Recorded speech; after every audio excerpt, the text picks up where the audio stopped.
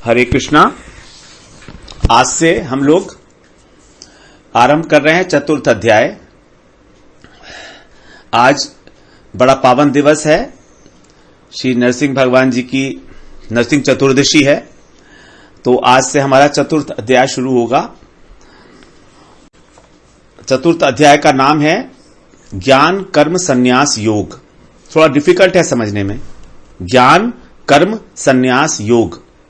यहां पर जो ज्ञान शब्द है वो कर्म योग और कर्म संन्यास योग के लिए कॉमन शब्द है। अर्थात इस अध्याय में उस ज्ञान की बात की गई है जिसको जानना अत्यंत आवश्यक है, चाहे कोई कर्म योग में प्रवृत्त हो अथवा कर्म संन्यास योग में प्रवृत्त हो। कर्म संन्यास का मतलब है ज्ञान, कर्म संन्यास योग का मतलब होता है सांख्य योग अथवा ज्ञान योग। तो कर्म योग को करने के लिए अथवा कर्म संन्यास योग को करने के लिए, दोनों के लिए ही जो आवश्यक है ज्ञान, उसकी चर्चा यहां पर की गई है।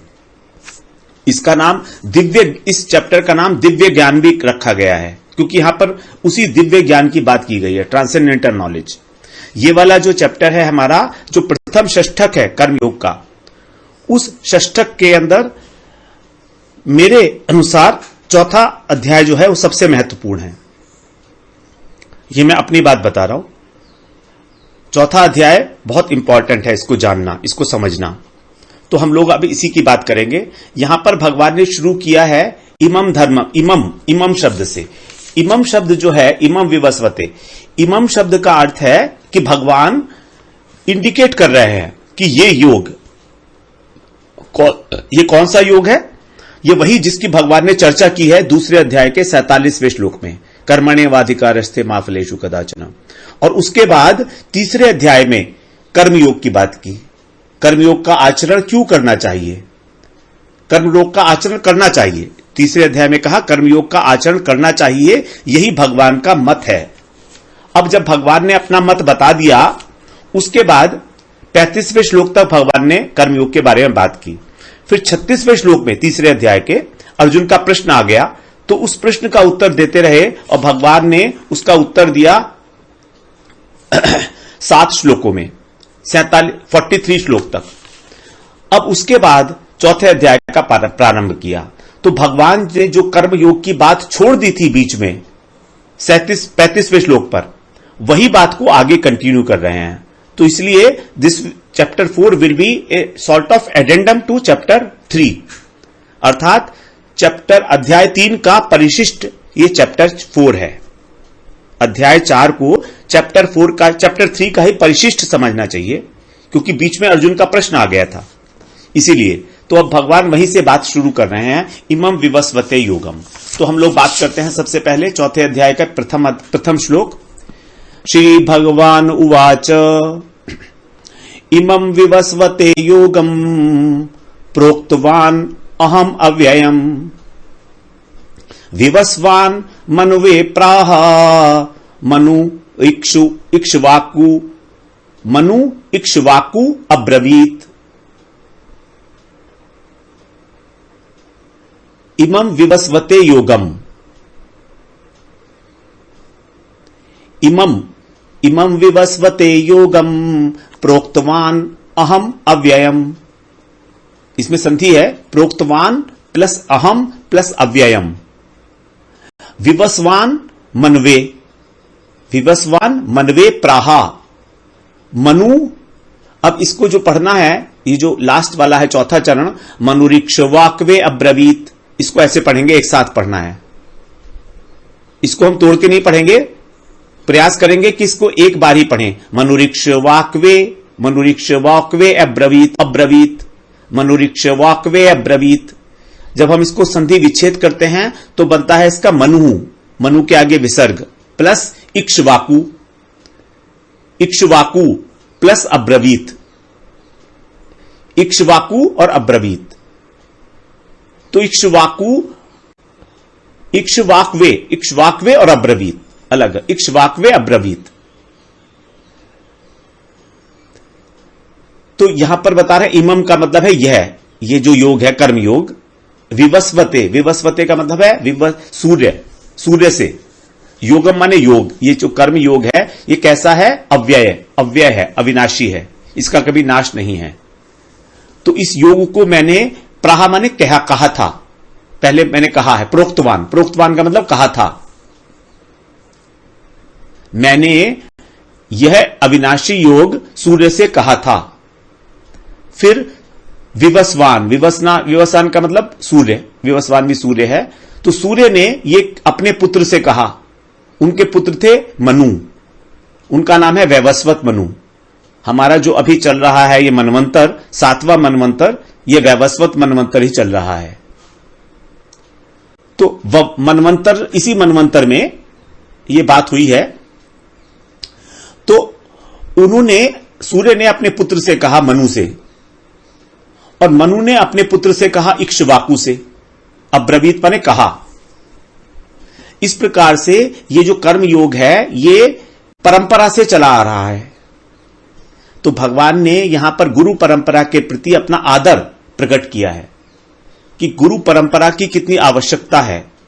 जो लोग कलयुग के अंदर बिना परंपरा के अपना ही धर्म स्थापित करने के लिए कोशिश कर रहे हैं वो ठीक नहीं है, वो उनका मनोधर्म कहा जाएगा। लेकिन जो धर्म परंपरा से आ रहा है वही वास्तव में धर्म होगा।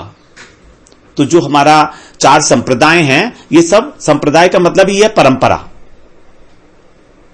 तो भगवान से ही ये परंपरा शुरू हुई है, और भगवान ने सबसे पहले इसको कहा सूर्य से।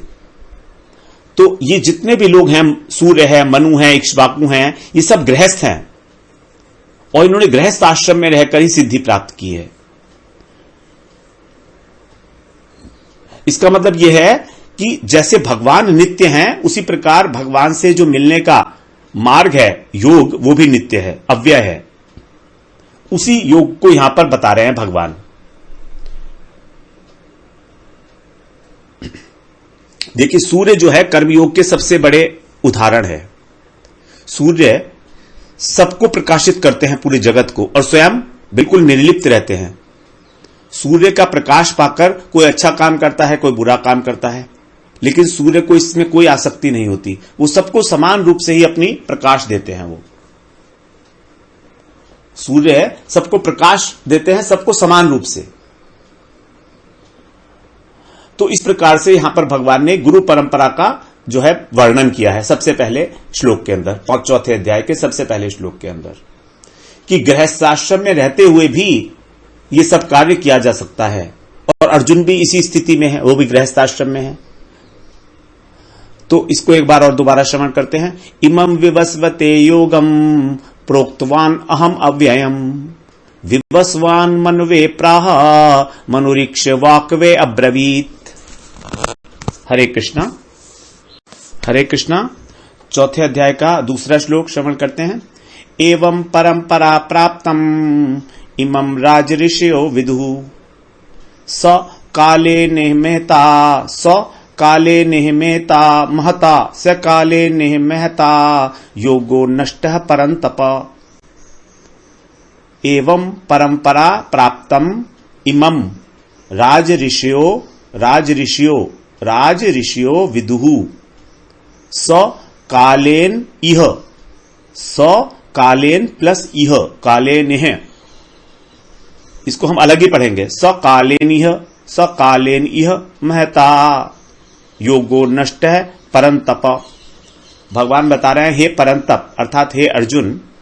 अर्जुन का एक नाम है परंतप, क्योंकि वो परंतप का मतलब है जो शत्रु लोग हैं उसको तपाने वाले हैं, शत्रुओं को तपाने वाले हैं, मतलब शत्रुओं को ताप देने वाले हैं, उनका नाश करने वाले हैं। हे परंतप। एवं माने इस प्रकार, परंपरा प्राप्तम, परंपरा से प्राप्त, गुरु परंपरा से प्राप्त। इमम का मतलब यही कर्मयोग। राज ऋषियों विदुहु, जो राज ऋषि लोग थे वो उन्होंने जाना, विदु माने जाना, उन्होंने प्राप्त किया परंपरा के द्वारा।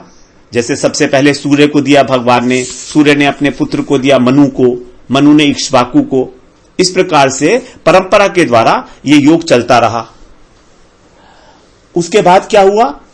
स कालेन इह महता, इह माने इस लोक में, बहुत समय के बाद इस मनुष्य लोक में कालीन का मतलब काफी समय बीत जाने के बाद, महता का मतलब बहुत अधिक समय बीत जाने के बाद, 100 का मतलब है यह योग जो जिसकी बात कर रहे हैं, स योगो यानी यह योग नष्ट हो गया। तो नष्ट होने का मतलब नष्ट होना नहीं है, लुप्त हो गया। तो यहां पर बता रहे हैं, हे परंतप, इस प्रकार परंपरा से प्राप्त इस कर्म योग को राज ऋषियों ने जाना, अर्थात उसका प्रैक्टिस किया, उसका पालन किया कर्म योग का। लेकिन फिर भी समय के प्रभाव से बहुत समय बीत जाने के बाद ये जो योग है ये लुप्त प्राय हो गया। लुप्त नहीं हुआ, नष्ट नहीं हुआ। यहां पर बोला तो है नष्ट, लेकिन नष्ट समूल नष्ट नहीं हुआ। वास्तव में जो कर्म योग है, अगर वो अव्यय है, भगवान ने सबसे पहले श्लोक में बोल दिया था अव्यय है, ये अव्यय का मतलब अविनाशी है। तो अविनाशी है तो नष्ट होने का तो प्रश्न ही नहीं होता। तो फिर हुआ क्या? हुआ ये कि जो योग था उसका आचरण करने वाले लोग कम हो गए। लोगों की बुद्धि जितनी परिमाण में खराब होती चली गई, उतना ही उन्होंने इस योग को पालन करने का जो है छोड़ते चले गए, वो आचरण करना छोड़ दिया। कर्मयोग मतलब क्या? कि कर्तापन और भोक्तापन को छोड़कर बिना फल की आसक्ति के भगवान को अर्पण करना निष्काम भाव से। ये सब पहले करते थे, सारे राजा लोग करते थे, तभी उनको राजा नहीं बोला, राज ऋषि बोला। ऋषि का मतलब है जो तत्व को जानने वाले हैं, देखने वाले हैं, तत्वदर्शी जो हैं, तभी बोला राज ऋषि। पहले राजा लोग, ऋषि लोग ही राजा हुआ करते थे। जो राजा होता था वो बहुत तत्वज्ञानी होता था। वो राजा जनक के पास सुखदेव जी जैसे जो ज्ञानी पुरुष हैं वो भी ज्ञान प्राप्ति के लिए जाते थे। तो यहां पर जो नष्ट शब्द है, इसका अर्थ यह होगा कि जो कर्म योग का पालन करने वाले लोग थे, आचरण करने वाले लोग थे, उन्होंने आचरण करना छोड़ दिया धीरे धीरे समय के साथ।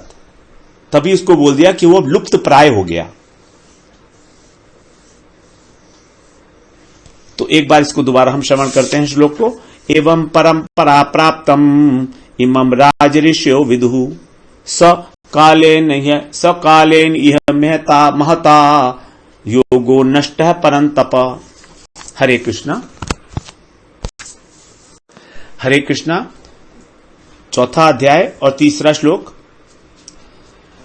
स एवायं मया ते अद्य योगः प्रोक्तः पुरातनः भक्तो असि मे सखा चेति रहस्यम हि एतत् उत्तमम्। स एव अयम एवायम, स एवायम, इसको एक साथ पढ़ेंगे। स एवायम मया ते अद्य योगः प्रोक्तः पुरातनः भक्तो असि मे सखा चेति।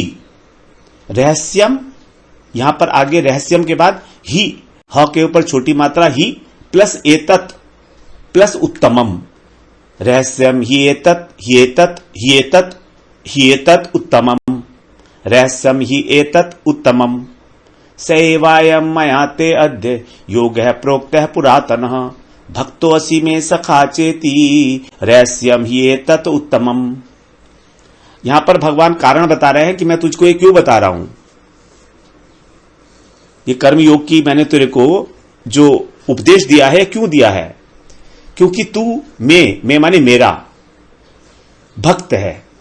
भक्तो असि माने है, और मेरा सखा भी है। तू मेरा भक्त भी है और मेरा सखा भी है, दोनों बातें हैं। इसीलिए मैं तेरे को क्या बता रहा हूं, सौ माने वही पुराना जो कर्म योग है, एव माने इस प्रकार, मया माने मेरे द्वारा, ते माने तुझको, अद्य माने आज, इस समय, प्रोक्त है कहा जाता है, कहा गया है, पुरातन, ये बहुत पुरातन योग। तो ये जो इतना पुरातन योग है आज मैं तुझे बता रहा हूं, कर्मयोग। इस प्रकार मैं तुझे जो बता रहा हूं ये, इसका क्या कारण क्या है? इसका कारण है तू मेरा भक्त भी है और मेरा सखा भी है। इसीलिए मैं तेरे को ये सब बातें बता रहा हूं। इति माने इसीलिए मैं तेरे को ये सारे बताता हूं। और ये कर्मयोग में है क्या? रहस्यम ही एतत् उत्तमम। क्योंकि ये बहुत उत्तम रहस्य है, इसमें बहुत बड़ा रहस्य छुपा हुआ है इस कर्मयोग के अंदर। और रहस्य की बात हमेशा उसी को बताई जाती है जो हमारा बहुत प्रिय होता है। किसी ऐरे गैरों को ये बातें नहीं बताई जाती रहस्य की। जिससे हमको प्रेम होता है, जिसका हम कल्याण करना चाहते हैं हृदय से, उसी को ये बातें बताई जाती हैं। अर्जुन को भगवान ने ये बातें नहीं बताई पहले। सखा तो अर्जुन पहले भी थे, प्रिय तो थे भगवान के, लेकिन भगवान के भक्त नहीं थे वो। यहां पर भगवान ने कह दिया कि तू मेरा भक्त है। अर्जुन को भगवान ने भक्त माना है अब अपना, पहले सखा माने थे। तो पहले बोला भक्तो असी में सखा चेती, तू मेरा भक्त है और सखा भी है। सखा तो है, ठीक है, लेकिन भक्त होना इंपॉर्टेंट है। जब अर्जुन ने भगवान की शरण ले ली दूसरे अध्याय में, तब भगवान ने उपदेश देना आरंभ किया था। जब उसने अपना शिष्यत्व स्वीकार कर लिया, तब भगवान ने उपदेश दिया था। और यह उपदेश बहुत रहस्यमय है। अब इस कर्मयोग में रहस्य क्या है? कर्मयोग में रहस्य यह है कि कर्म करते हुए भी कर्म का बंधन ना हो। बड़े आश्चर्य की बात है, हम वो काम कर भी रहे हैं, उससे बंध भी नहीं रहे, उसके संस्कार भी नहीं बनेंगे। यही है कर्म का रहस्य, कर्मयोग का, कि किस प्रकार से कर्म करते हुए भी हमारे कर्मों के संस्कार ना बने। क्योंकि कर्म है इस त्रिगुणात्मक संसार के अंदर, कर्म जड़ है, और जब उसको किया जाता है तो हमारे संस्कार बनेंगे भोग के आगे, और हमारा जन्म मृत्यु का चक्कर चलता रहेगा। लेकिन अगर हम उस रहस्य को जान लेंगे तो फिर हमारा कर्म बंधन नहीं रहेगा। और यही रहस्य चौथे अध्याय में भगवान बताने जा रहे हैं अच्छी तरीके से कि कर्मयोग की महिमा क्या है। तीसरे अध्याय में भगवान ने कर्मयोग की आवश्यकता पर जोर दिया, अपना मत बताया कि यही मेरा मत है, इसका तू पालन कर। लेकिन यहां पर भगवान रहस्य की बात बता रहे हैं, ज्ञान बता रहे हैं, उस दिव्य ज्ञान को दे रहे हैं जिसको जानकर हमारी कर्मयोग में प्रवृत्ति होगी, हमारी इच्छा जागृत होगी कि अच्छा ऐसा है कर्म। तो इस प्रकार से भगवान ने ये तीसरे अध्याय में बताया अर्जुन को। तो इस प्रकार से हम देख रहे हैं कि भक्त को ही भगवान जो है अपने रहस्य की बात बताते हैं। अब अगर हम भगवान के रहस्य की बात भगवत गीता के थ्रू समझ जाएं, तो फिर इसका मतलब यह हुआ कि हम भक्त हो गए। तो ये बात जो भगवत गीता की समझ में आएगी, ये उसी को समझ में आएगी जो भगवान को समर्पण कर चुका है अपनी बुद्धि को। अगर हमारे को गीता का बात समझ में नहीं आ रही है, तो इसका मतलब यह है कि हम अपनी बुद्धि चला रहे हैं उसके ऊपर, उस पर क्वेश्चन कर रहे हैं, उस पर संशय कर रहे हैं। हमारी श्रद्धा में कमी है, अभी हम भक्त नहीं बने हैं। अगर हम भक्त बनेंगे तो भगवान के प्रिय भी बन जाएंगे हम। ये इनडायरेक्टली हो गया, इनडायरेक्टली ये बात कही जा रही है कि अपने भक्त को ही भगवान अपने मन की बात बताते हैं। अब जब उनके मन की बात हम समझ जाएंगे तो हमारे अंदर भी भक्ति का प्रादुर्भाव होगा। तो इस तीसरे श्लोक का श्रवण करते हैं। स एवायं मया ते अद्य योगः प्रोक्तः पुरातनः भक्तो असि मे सखा चेति रहस्यम एतत् उत्तमम। हरे कृष्णा, हरे कृष्णा। चौथा अध्याय और चौथा श्लोक। अब यहां पर अर्जुन के मन में एक जिज्ञासा उठती है। वास्तव में ये जो जिज्ञासा है ये अर्जुन के मन की नहीं है, ये हमारे मन की जिज्ञासा है। हमारे अंदर ये स्वभावतः क्वेश्चन उठेगा, प्रश्न उठेगा। तो उसी प्रश्न को अर्जुन के माध्यम से प्रकट कर रहे हैं। अर्जुन उवाच अपरम भवतो जन्म परम जन्म विवस्वतः कथम एतत् विजानीयाम त्वम आदौ प्रोक्तवान इति। अपरम भवतो जन्म परम जन्म विवस्वतः कथम एतत् विजानीयाम, कथम एतत् विजानीयाम त्वम आदौ प्रोक्तवान इति। भवत का मतलब है, भवतो का मतलब है आपका, आपका जो जन्म है वो अपरम, अपरम माने अभी हुआ है, अभी का है। आप कितने वर्ष पहले आए हैं? कुछ ही समय पहले आए हैं आप तो। और विवस्वत, विवस्वत का मतलब हो गया सूर्य, विवस्वत, विवस्वान। तो सूर्य का जन्म जो है वो परम है, परम माने बहुत पुराना है।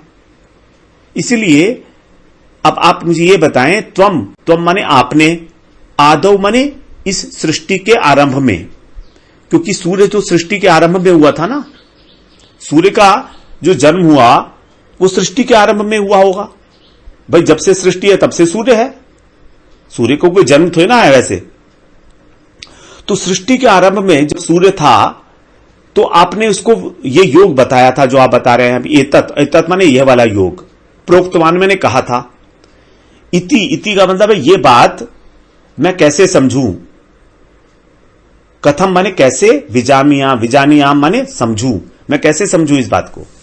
आपका जन्म तो अभी का है और सूर्य का जन्म इस सृष्टि के समय का है, सृष्टि जब आरंभ हुई थी तब से सूर्य है। तो आपने ये कैसे सूर्य को जन्म दे दिया इतने समय पहले, आपने कैसे दे दिया? ये प्रश्न अर्जुन का प्रश्न नहीं हो सकता, क्योंकि अर्जुन भगवान को जानते हैं। ये हमारा प्रश्न है जो भगवान को भगवान ही नहीं मानते हैं। भगवान से क्या चीज ऐसी है जो नहीं जानते? भगवान तो हमेशा से हैं, भगवान से ही तो सृष्टि पैदा हुई है। तो यहां पर जो अर्जुन का प्रश्न है वो भगवान के ये कोई तर्क नहीं कर रहे हैं, कोई प्रश्न कर रहे हो, कोई आक्षेप कर रहे हो कि आपने कैसे कह दिया जी, आप तो अभी पैदा हुए हो। वास्तव में अर्जुन की इच्छा है कि भगवान अपने जन्म का रहस्य बता दें उनको, कि उनके जन्म लेने का रहस्य क्या है इस पृथ्वी के ऊपर, वो क्यों आए हैं इस धराधाम पर। अब आगे भगवान जो है इसका रहस्य बताएंगे कि वो पृथ्वी पर क्यों आते हैं। जो अर्जुन की वास्तविक इच्छा है वही भगवान आगे हमको बताएंगे। तो यहां पर इस श्लोक में बोल रहे हैं, अपरम भव तो जन्म परम जन्म विवस्वतः कथम एतत् विजानियाम त्वम आदौ प्रोक्तवान इति। हरे कृष्णा हरे कृष्णा। हम लोग अब चौथे अध्याय का और 5वां श्लोक श्रवण करते हैं। अब भगवान उत्तर दे रहे हैं अर्जुन के प्रश्न का। अर्जुन ने पूछा था कि आपका जन्म तो अभी हुआ है और सूर्य जो है वो बहुत पहले जन्म हुआ था उनका, तो मेरे को ये समझ में नहीं आया है कि आपने उसको सृष्टि के आदि में ये जो योग था इसका उपदेश कैसे दिया था। तो अब भगवान उसका उत्तर देते हुए कह रहे हैं 5वें श्लोक में, श्री भगवान उवाच बहूनि मे व्यतीतानि जन्मानि तव चार्जुन तान्यहं वेद सर्वाणि न त्वं वेत्थ परन्तप। बहूनि मे व्यतीतानि जन्मानि तव च अर्जुन। चार्जुन एक साथ ही बोलेंगे इसको, तानी अहम, तान्यहम एक साथ ही बोलेंगे इसको भी, तान्यहम वेद सर्वाणि न त्वं वेत्थ परन्तप।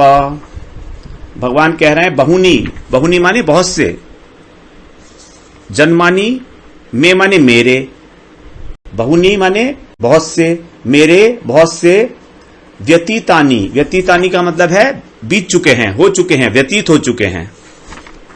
जन्मानी अर्थात जन्म, तव माने तेरे, च माने और अर्जुन, अर्थात हे अर्जुन मेरे और तेरे बहुत से जन्म व्यतीत हो चुके हैं, बीत चुके हैं।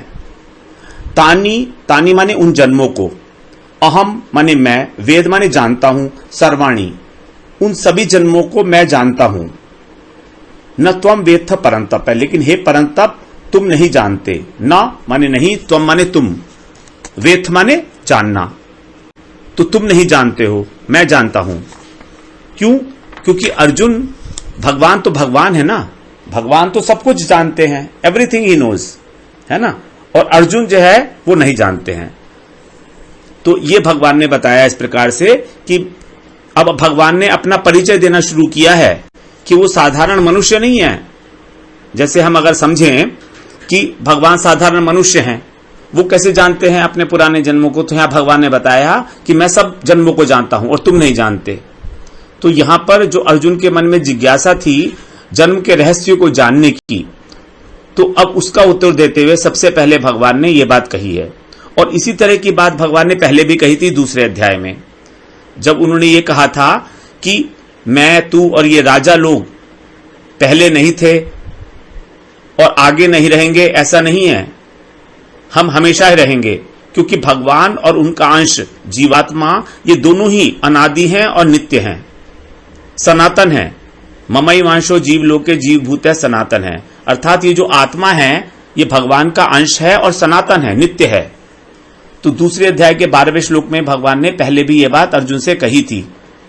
अब उसी बात को भगवान, अब उस बात को भगवान यहां पर अपने जन्म से रिलेट कराते हुए कह रहे हैं कि मेरे और तेरे बहुत सारे जन्म हो चुके हैं और मैं उन सब जन्मों को जानता हूं, लेकिन तू उसको नहीं जानता है। तो बहुनी में व्यतीतानि जन्मानि तव चार्जुन तान्यहम वेद सर्वाणि न त्वं वेत्थ परन्तप। हरे कृष्णा। चौथे अध्याय का और छठा श्लोक अब श्रवण करते हैं। इसमें भगवान अब अर्जुन के प्रश्न का उत्तर देते हुए कि उनके जन्म का क्या रहस्य है, इसमें भगवान अपनी विशेषता बता रहे हैं जन्म की, कि उनकी विशेषता क्या है।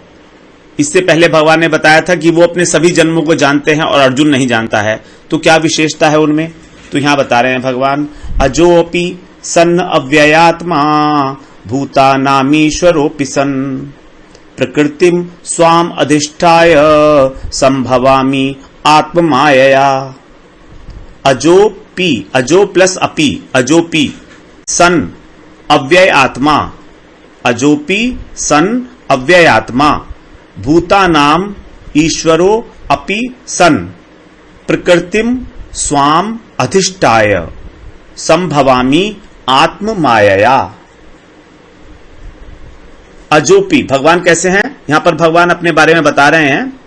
अज हैं भगवान, जो का अर्थ है जन्म, जिसका जन्म होता है, तो भगवान कैसे हैं, अज, अज का मतलब है अजन्मा, अर्थात भगवान का कोई जन्म नहीं है।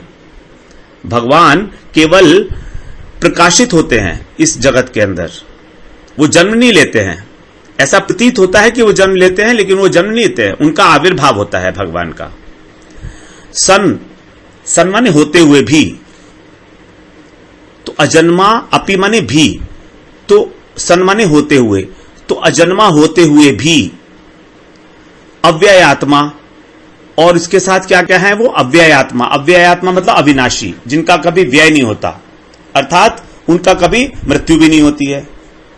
तो ना तो भगवान का जन्म है और ना ही भगवान की मृत्यु है, क्योंकि जब अव्यय है भगवान, अविनाशी हैं, जिनका नाश ही नहीं है, तो मृत्यु का मतलब ही नहीं होता है। तो वो कैसे है, अव्यय आत्मा। तो अजन्मा और अविनाशी होते हुए भी, सन माने होते हुए, अपि माने भी। उसके अलावा क्या है भगवान, भूतानाम, भूतानाम मतलब जितने भी जीव हैं, संपूर्ण प्राणी इस जगत के। भूतानाम ईश्वरो, ईश्वरो माने उनके ईश्वर हैं, उनके स्वामी हैं। भगवान ही सबके स्वामी हैं।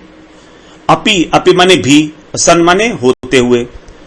तो भगवान कह रहे हैं अजन्मा होते, अजन्मा और अव्यय अविनाशी होते हुए भी, तथा सभी प्राणियों के ईश्वर स्वामी होते हुए भी वो क्या करते हैं, अब आगे बता रहे हैं अगली लाइन में वो क्या करते हैं।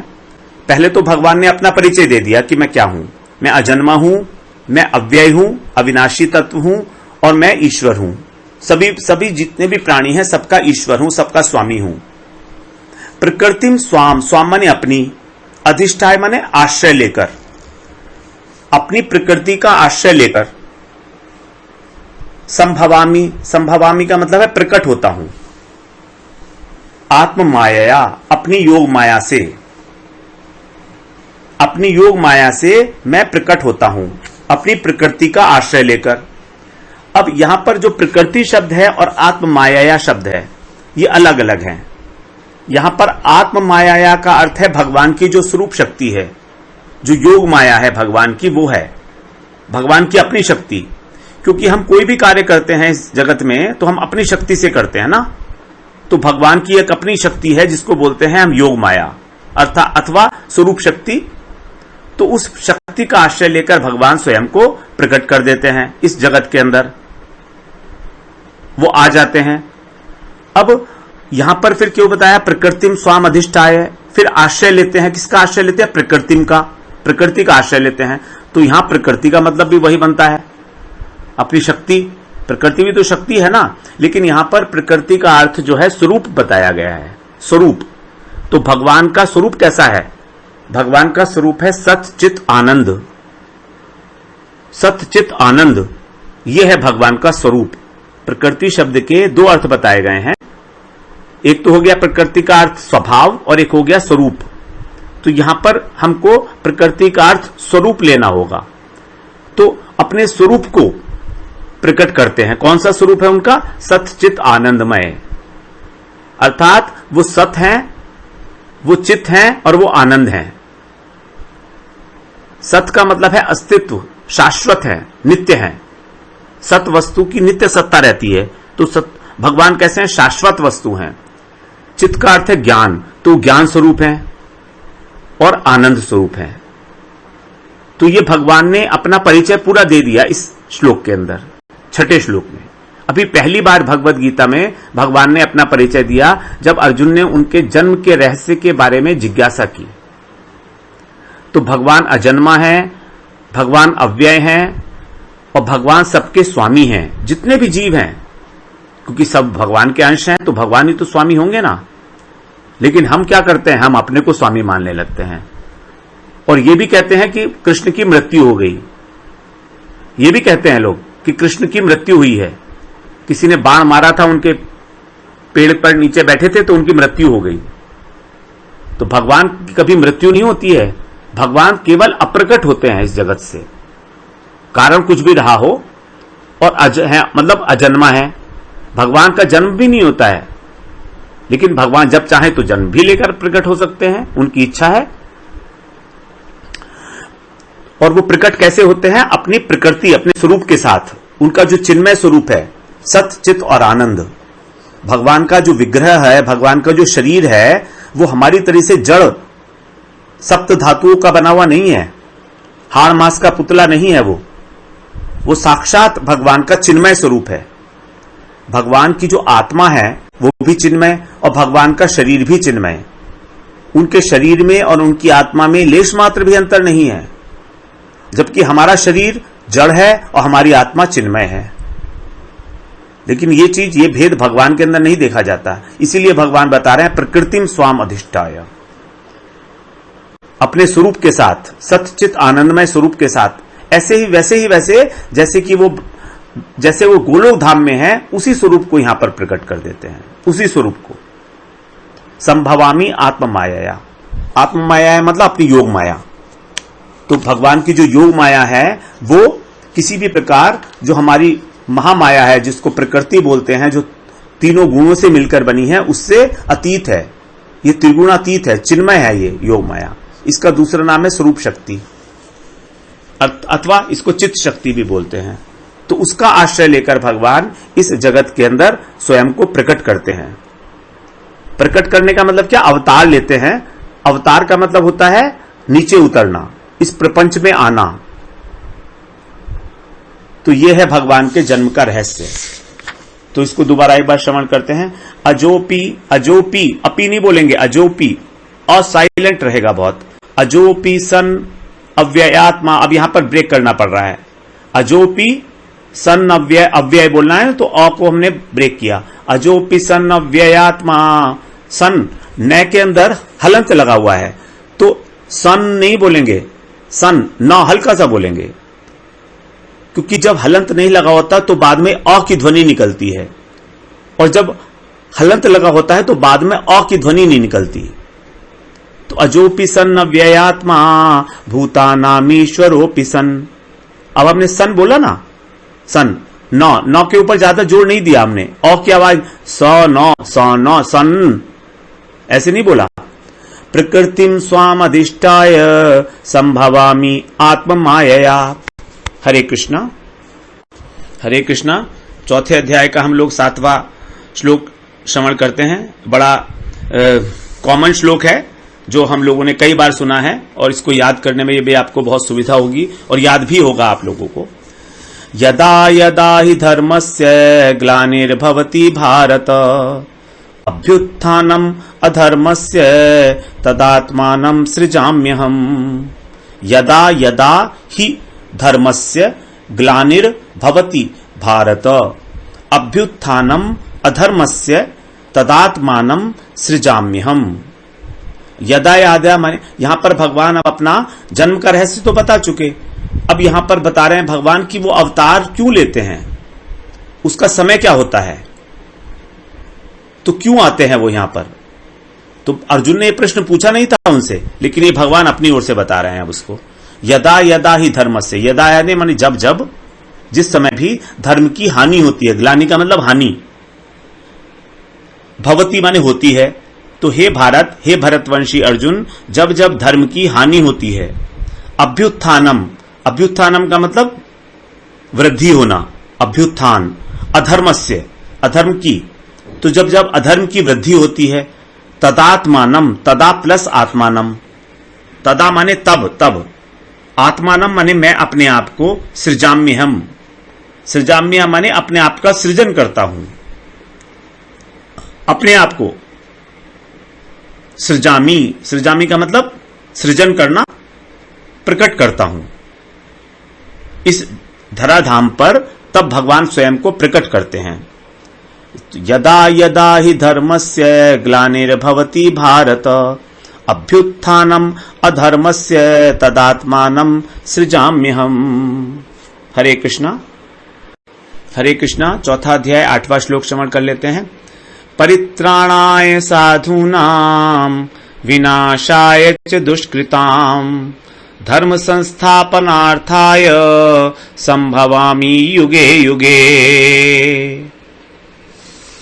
पहले वाले श्लोक में भगवान ने बताया कि वो कब आते हैं, अब यहां पर कारण बता रहे हैं।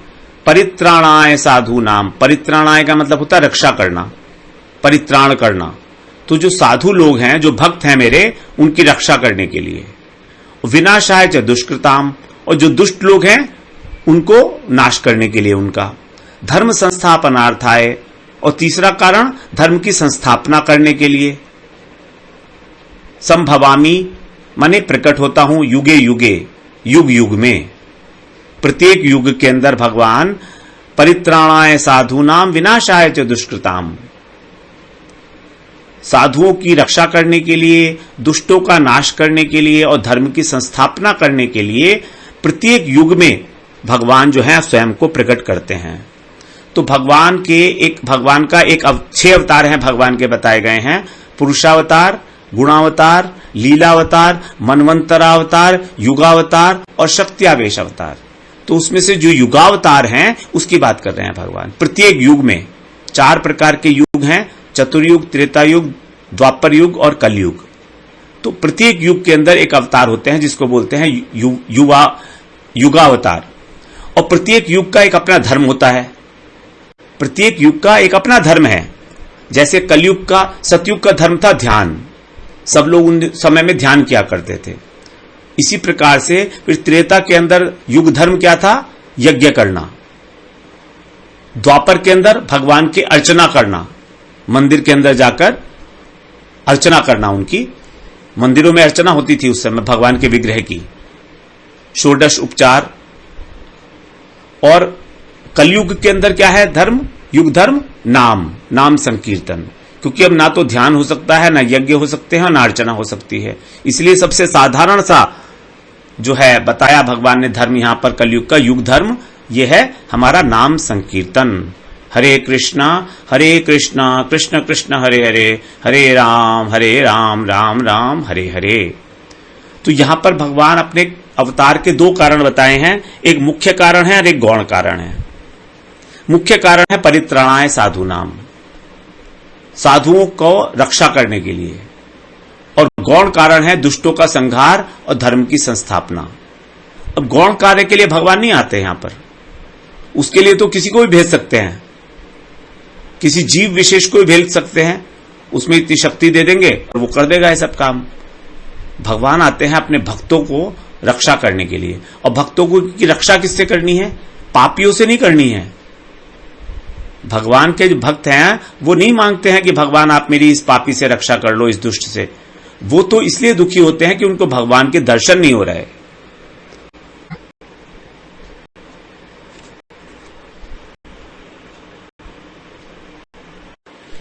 हरे कृष्णा। चौथा अध्याय और 9वां श्लोक श्रवण करते हैं। जन्म कर्म च मे दिव्यम एवं यो वेत्ति तत्वतः त्यक्त्वा देहं पुनर्जन्म नयति मामेति सो अर्जुन।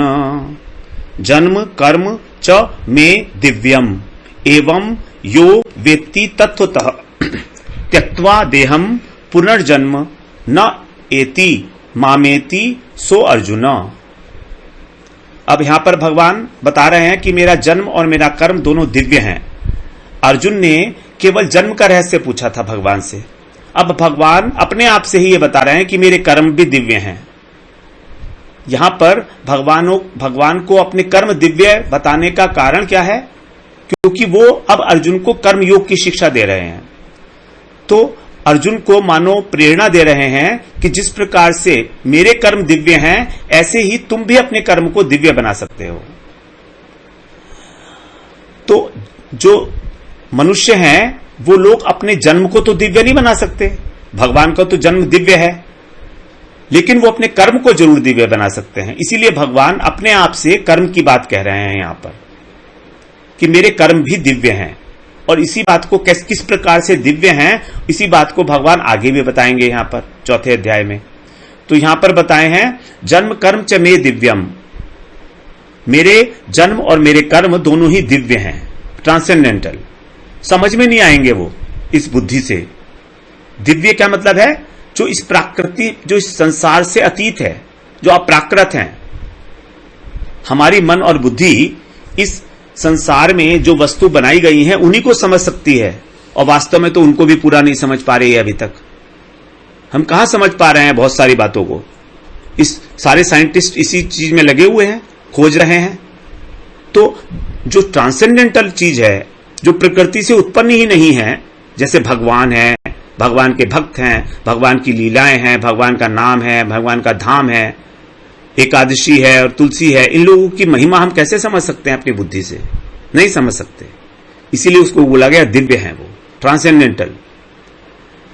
तो इस प्रकार, एवं माने इस प्रकार जो मेरे जन्म और कर्म को दिव्य व्यक्ति माने समझ लेता है, तत्वतः माने तत्व से, अच्छी प्रकार से, भली भांति त्यक्त्वा देहम, वो अपना शरीर को त्यागने के बाद पुनर्जन्म, उसका पुनर्जन्म नहीं होता। न एति माने नहीं होता, एति माने प्राप्त होना, तो वो पुनर्जन्म को प्राप्त नहीं होता। फिर उसका क्या होता है? माम एति सो अर्जुन, वो मुझे प्राप्त होता है। अर्जुन वो मुझको प्राप्त करता है। तो यहां पर ये बहुत इंपॉर्टेंट श्लोक है हमारा चौथे अध्याय का 9वां श्लोक, क्योंकि इसमें भगवान अपने भक्तों की बात कर रहे हैं। क्योंकि भगवान को जानने वाला केवल एक भक्त ही है। 18वें अध्याय में भगवान ये बात बताएंगे, भक्त्या मां में भी जानाति, 18वें अध्याय का 55वां श्लोक है शायद, कि मेरे जन्म और कर्म दिव्य हैं, और इस प्रकार मेरे जन्म और कर्म को दिव्य जानने वाला तत्वतः जो जानता है कि ये दिव्य हैं, किस प्रकार दिव्य हैं, वो केवल भक्त ही जान सकता है। इसीलिए उस भक्त का ना तो पुनर्जन्म होता है, बल्कि वो मुझे प्राप्त होता है। माम एति सो अर्जुन, मुझे प्राप्त होना है। तो यहां पर इंपॉर्टेंट बात है भगवान को प्राप्त होना। पुनर्जन्म तो ज्ञानियों का भी नहीं होता। ज्ञानी लोग जब ब्रह्म सायुज्य प्राप्त करते हैं और ध्यानी लोग जब परमात्मा सायुज्य प्राप्त करते हैं तो उनका भी पुनर्जन्म नहीं होता, ऐसा कहा गया है। लेकिन भक्तों का पुनर्जन्म की कोई इंपॉर्टेंस है ही नहीं उनको, वो तो भगवान में इतने अनुरक्त हैं, तो उन्हीं के लिए यहां पर कहा माम एति सो अर्जुन, मेरे को प्राप्त होते हैं वो। तो ये भगवान की करुणा है कि भगवान हमको अपने कर्म, अपनी लीलाओं के बारे में बता रहे हैं। कर्म का मतलब लीलाएं। तो जन्म कर्म च मे दिव्यम एवं यो वेत्ति तत्वतः त्यक्त्वा देहं पुनर्जन्म नैति मामेति सो अर्जुन। हरे कृष्णा। चौथा अध्याय 10वां श्लोक श्रवण करते हैं। अब यहां पर भगवान बता रहे हैं कि जो उनके जन्म और कर्म की दिव्यता को जानते हैं वो लोग कैसे होते हैं, उनके लक्षण क्या हैं, किस प्रकार के लोग भगवान को तत्व के द्वारा जान सकते हैं, जानने वाले होते हैं। तो यहां पर भी भक्तों की बात की गई है पूरी। वीत राग भय क्रोधा मन्मया मामुपाश्रितः बहवो ज्ञान तपसा पूता मद्भावम आगतः वीत राग भय क्रोधा मन्मया मामुपाश्रितः बहवो ज्ञान तपसा पूता मद्भावम आगतः।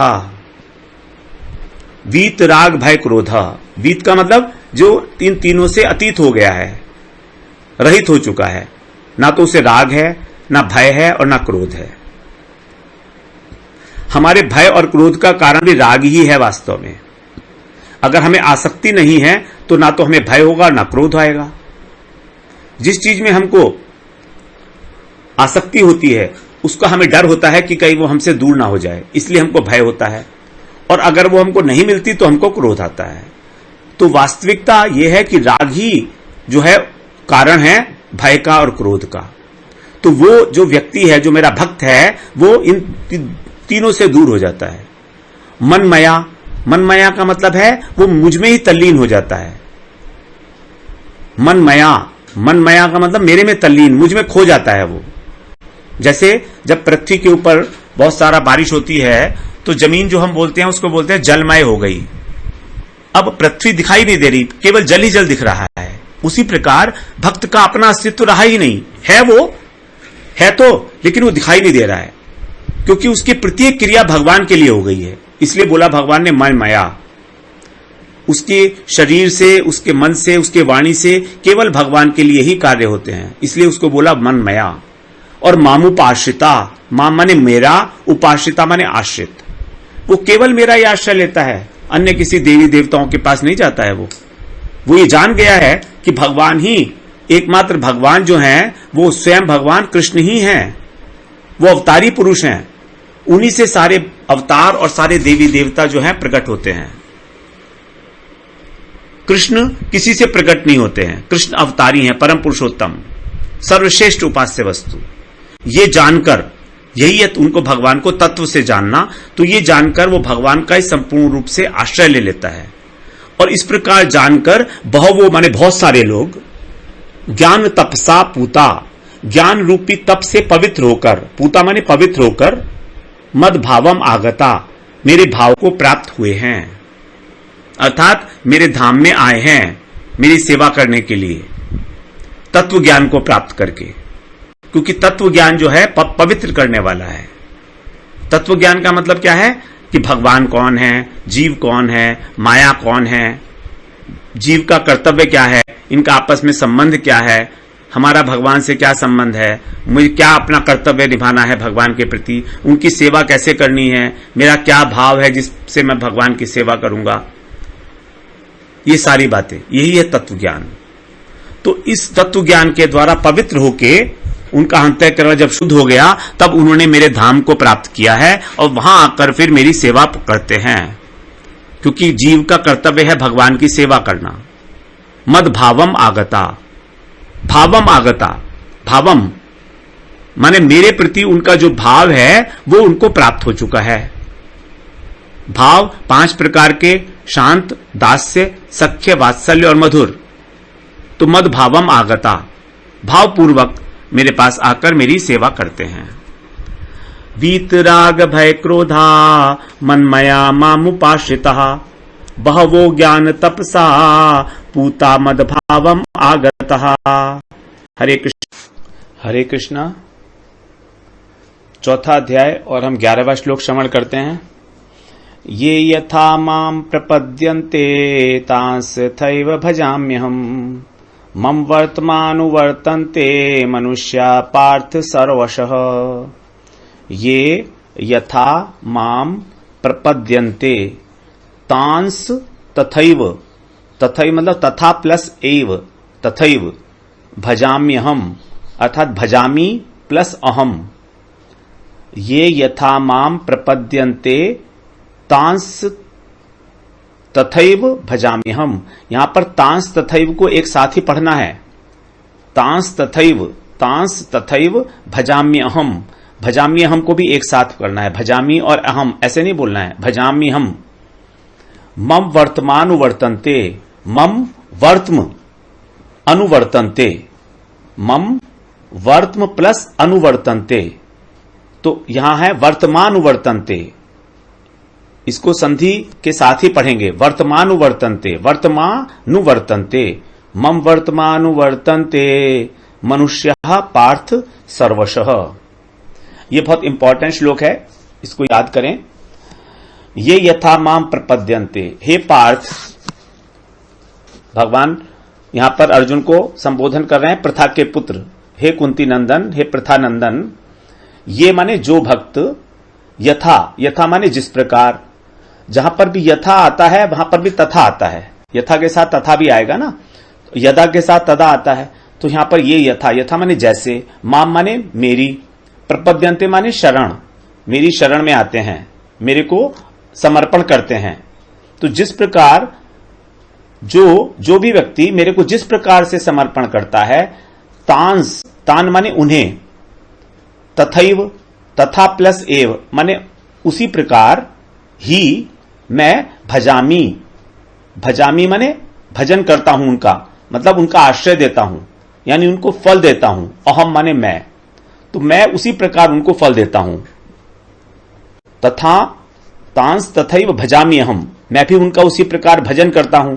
तो भगवान का भजन करने का मतलब है भगवान उनको जो फल देते हैं, तो भगवान उनको उसी के अनुरूप फल देते हैं। जितना शरणागति है, जितनी भगवान के प्रति श्रद्धा है, जितनी भगवान के प्रति शरणागति है, उसी अनुपात में, उसी प्रपोर्शन में भगवान जो है हमको फल देते हैं, जो हम उनका भजन करते हैं। मम वर्तमानुवर्तन्ते, क्योंकि भगवान अब कारण बता रहे हैं इसका, क्योंकि जगत के अंदर जो लोग हैं, सभी मनुष्य, मनुष्य माने सभी मनुष्य यानी बहुवचन है, सर्वशः माने सब प्रकार से, सब प्रकार से मतलब कोई भी काम करे वो भगवान के मार्ग का अनुवर्तनते, अनुसरण करते हैं। तो जगत के अंदर भी यही रीति है कि जो जितना काम करता है उसको उतना ही सैलरी मिलती है। कोई अच्छा काम करता है तो अच्छी सैलरी मिलती है उसको। तो उसी प्रकार से भगवान का ये नियम है। तो भगवान का नियम है, उसी नियम के अनुसार जो है जगत में भी यही नियम बनाया गया है, क्योंकि सभी लोग भगवान के मार्ग का ही अनुसरण करते हैं। वर्तम का मतलब होता है मार्ग, रास्ता, क्योंकि जो श्रेष्ठ पुरुष हैं उनके मार्ग का ही सभी लोग जो है वो अनुसरण करते हैं। तो भगवान का कहना यहां पर यही है कि जो भगवान हमारे हृदय में अंतर्यामी रूप से परमात्मा रूप में स्थित हैं, वो एक जज की भूमिका में हमारे साथ हमेशा न्याय करेंगे। हमने जिस प्रकार का कार्य किया है उस प्रकार का हमको पारितोषिक देंगे, उस प्रकार का ही हमको फल मिलेगा, ना तो उससे ज्यादा मिलेगा ना उससे कम मिलेगा।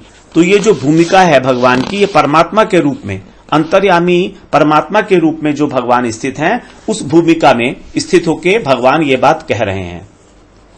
ये यथा माम प्रपद्यन्ते तांस तथैव भजाम्यहम्, मम वर्तमानुवर्तन्ते मनुष्या पार्थ सर्वशः। हरे कृष्ण।